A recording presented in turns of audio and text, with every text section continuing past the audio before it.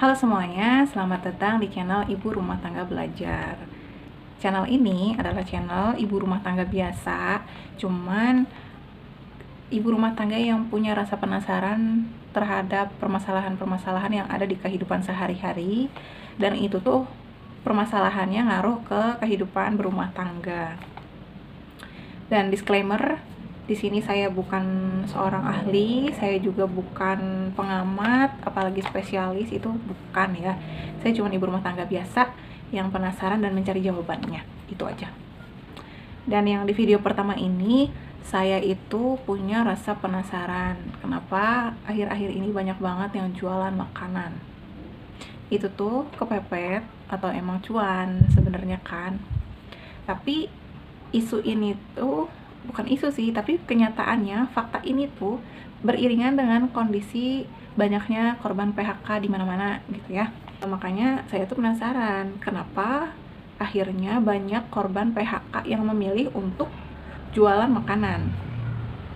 Kenapa gitu ya.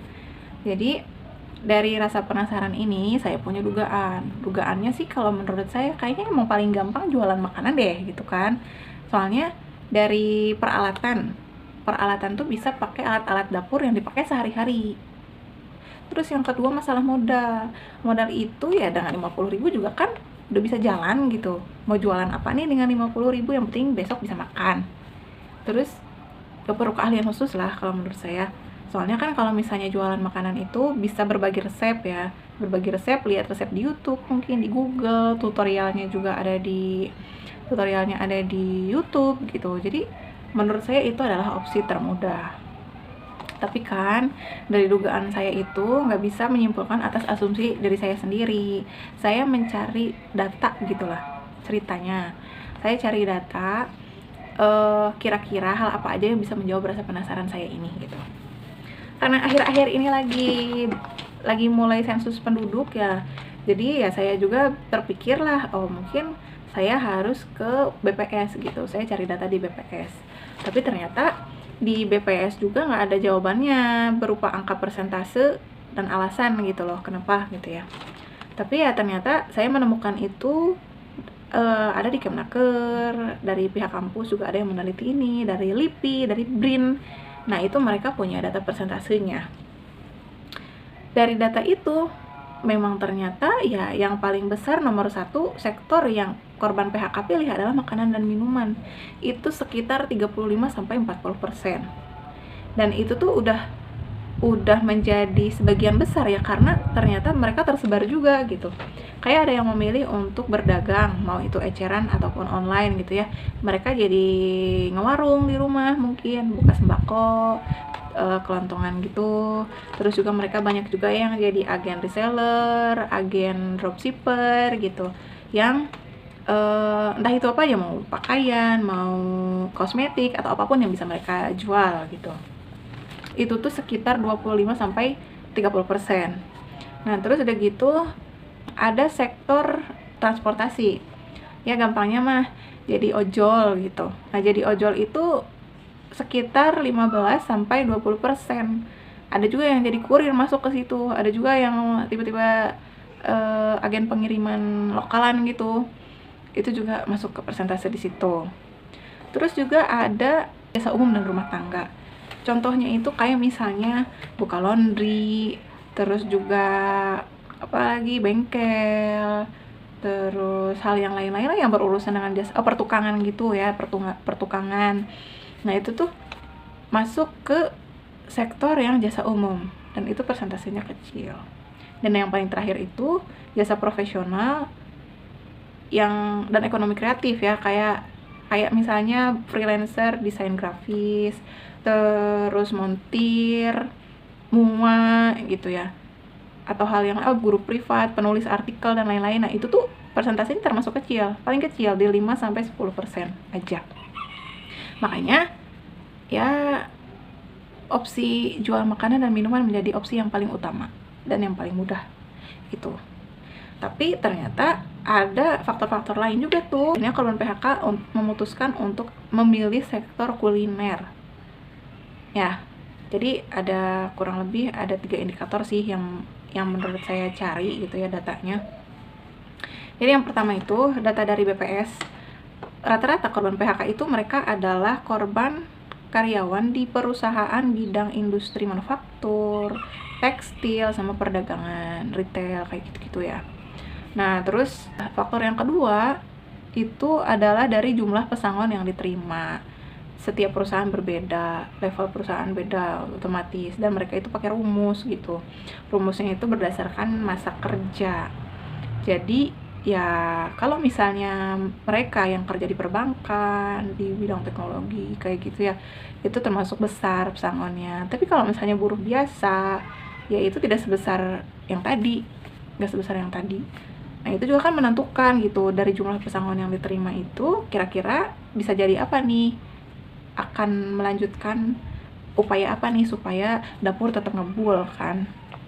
Nah terus data dari BPS juga memang mayoritas sekitar 57% masyarakat Indonesia itu bekerja di bidang informal ya.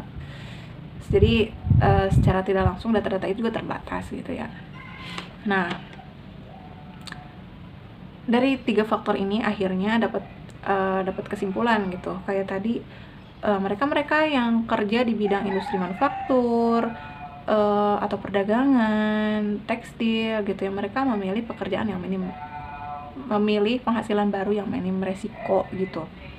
Mungkin ada beberapa yang memilih untuk melamar kerja lagi, tapi kadang ada batasan usia juga yang berpengaruh gitu ya, karena kalau udah di angka 30 tahun ke atas itu susah untuk dapat kerja lagi ya untuk di bidang yang sama misalnya. Tuh, nanti tuh akan kita bahas lagi deh di video yang lain ya. Nah, sekarang kita lihat dong dari sisi korban PHK-nya gimana gitu. Udah pasti korban PHK mah pusing, stres, bingung. Apalagi mereka yang sudah berumah tangga, banyak tanggungan, banyak bayar gitu kan, tagihan, itu semua jadi beban pikiran. Kadang-kadang dari pihak perusahaan itu kabar pengurangan karyawan itu bisa dari beberapa bulan sebelumnya gitu.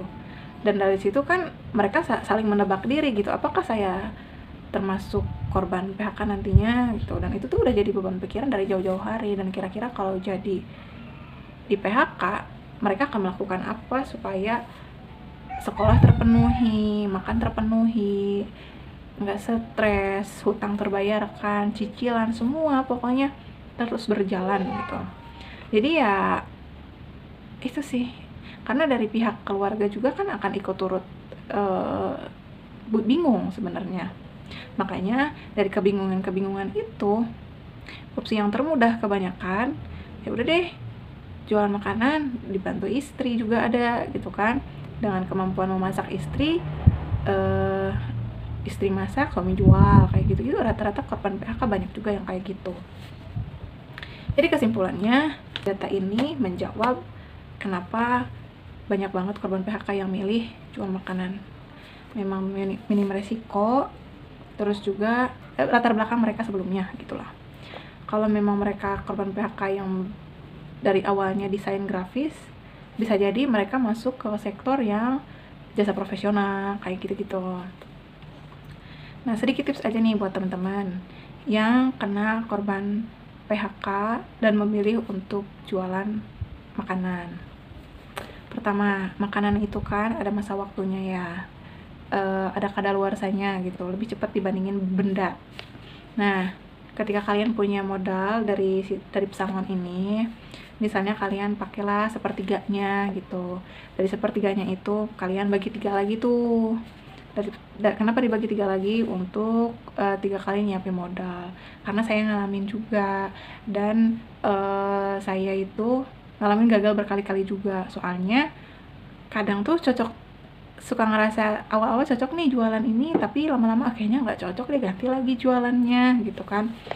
Nah itu hati-hati banget pokoknya dalam pakai modal. Terus jangan tambah utang. Udah mah ada beban sebelumnya, misalnya kan ada utang, ada cicilan, jangan sampai menggebu-gebu tergiur untuk nambah utang lagi. Kalau kayak gitu ya jadi nambah beban lagi gitu ya.